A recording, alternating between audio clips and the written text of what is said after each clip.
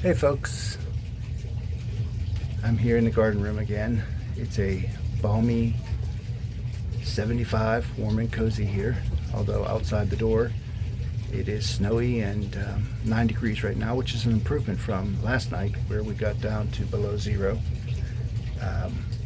I'm just going to continue to bring these videos to you as a way of updating you on our efforts to help our friend Jay to find stable living arrangements and to keep him alive until that point. And as a way of being accountable, I guess, for what we're doing here. So first of all, I guess top of the list today, I would like to send a big shout out to our very first donor in our fundraising effort, Chaplain Ed Goodwin. Chaplain Goodwin and I go back quite a few years, and interestingly enough, Chaplain Goodwin and I could not be further apart theologically. I'm a devout Roman Catholic. I believe that Chaplain Goodwin is a Wesleyan by faith, possibly a Baptist, but I think he's a Wesleyan. Anyway, those two views of theology are very divergent. But you know what? When it comes to Jesus, there's not any space between me and Chaplain Goodwin. We both understand and we know what Jesus is about. He's real. His power is real. He's able to do the impossible. And he's not found by going into a church and sitting on a pew and looking for him there. He needs us to be his hands and his feet in this world. He needs us to go out there and to snatch the souls that are standing on the brink of hell from that pit. And so I encourage you, if you're a church sitter, get out of that building. You really want to find the living God. You really want to experience the power of God. Reach out to your brother and sister in need, and you're going to find him. You're definitely going to find him. And let your zeal be like that of David's. David said in the Psalms that I am consumed by the zeal of the Lord. Let your passion for Jesus be so great that it consumes you. It eats you up. I'm going to give you an update on Jay and how he's doing. I talked to him this morning already. Like I said, it was very cold out last night, but he managed to get through the night alive. There is a quarter of tank gas remaining in the truck. I'll probably fill it up today. The thing is Jay is so humble. He doesn't want to be a burden on anybody, and he will not run the truck. He'll turn it on for a few minutes, usually not at all during the night, apparently, because he does have one of those 0-degree outdoor sleeping bags that he wraps up in. Apparently those things must work pretty effectively, but it's when he gets out of the bag in the morning that apparently he feels the cold the most. And so he'll only run the truck for a few minutes to warm it up, to take off the chill. And then he's out on the road. He has a lot of obligations to meet each day. He has to meet with his parole officer on a daily basis until he's no longer homeless. And then that might be scaled back to maybe once a week or once a month. And he has to meet with a representative of the Sheriff's Department 2 or 3 times a week. And he's been down at the Job and Family Services building many times, or a lot of times. Spends a lot of time there, and it's just not a bad thing because it's warm.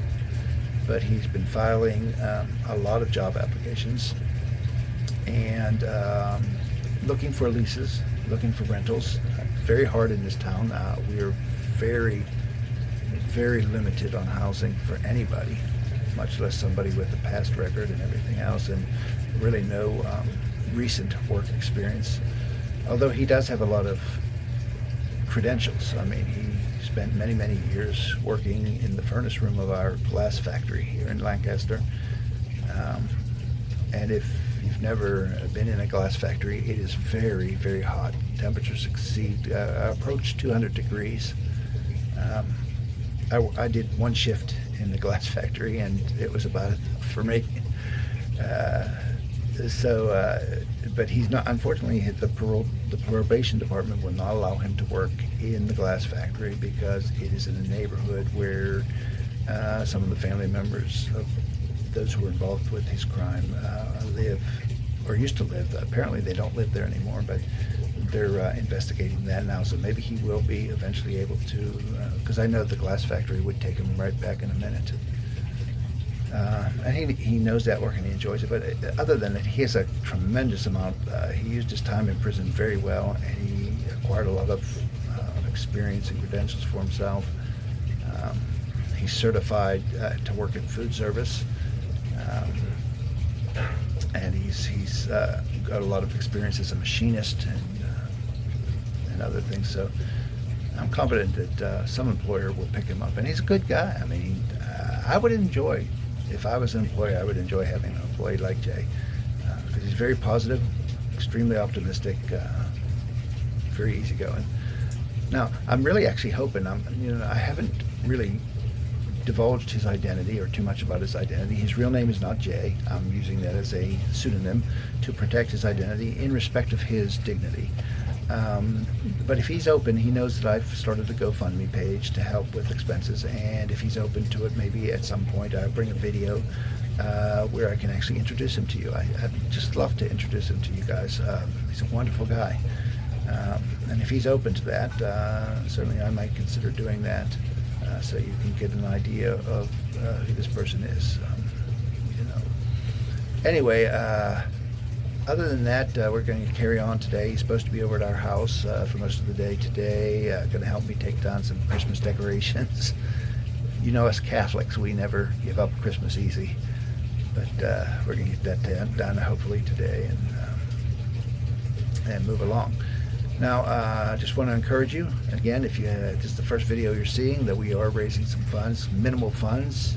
Please don't think that you, Chaplain Goodwin was very generous in starting the fundraiser off on a good start, very generous. Don't feel like you have to be that generous. A nickel, a dime, everything adds up, and we don't need a lot of money. We're just trying to subsidize the cost of the fuel that we're putting in the truck to keep him warm, maybe pay for some incidentals that really would help him improve, like get a haircut. And he doesn't need laundry money because we invite him to do his laundry right here at our house. But there's always things, there's always little things that you need money for, like he has a propane furnace, propane heater, and he got the idea he'd like to warm up some food on top of the propane heater, but he needed tinfoil. Well, tinfoil's only we found a roll of tinfoil for 99 cents. But when you don't have any money at all, 99 cents is an impossible, venture. So we're hoping to use that, and certainly I'm going to hopefully bring you very detailed accounts of how your donations are being used. Not only that, but what specific impact they are making in the life of Jay, and as well as for others as it spreads out. You give a nickel, give a dime, and I guarantee you the seed that you sow is going to not only help Jay right now, but it's going to help down the line. We all understand the concept of paying it forward. I'm paying it forward right now. There are people in my life who saved my life, who literally saved my life. I was about 2 or 3 weeks at the most from a certain death, and there were people, merciful people, who stepped in and who were brave, who were courageous people, and they saved my life. And so I have a debt of obligation now, and so I'm sort of paying it forward. I'm enjoying it. I love Jay very much. He's my brother in Christ, so I'm enjoying it, but I'm also paying it forward, knowing that it will even be paid further forward in the future. And this is what we need. It's horrific. It's a horrific situation when we have men living on the street, especially when they are ex-offenders, because they become so much more vulnerable to continuing in that lifestyle when survival is their only priority. And so it's a situation we really need to intervene, to just jump in there and rescue these people, and so that's what we're doing. Go visit the FundMe page. Link is above. Consider giving a nickel, a dime, whatever, $1. And again, thank you to Chaplain Ed Goodwin, truly a wonderful man of God, who puts his faith puts his money where his mouth is. You know, he doesn't just talk about Jesus; he is Jesus to the people out there. So many people in the street. So I'll bring you another video later on in the future, and keep you updated as to the wonderful work that God is about to do in the life of Jay and in the life of all of us as we embrace this challenge courageously. Have a nice day, and God bless you.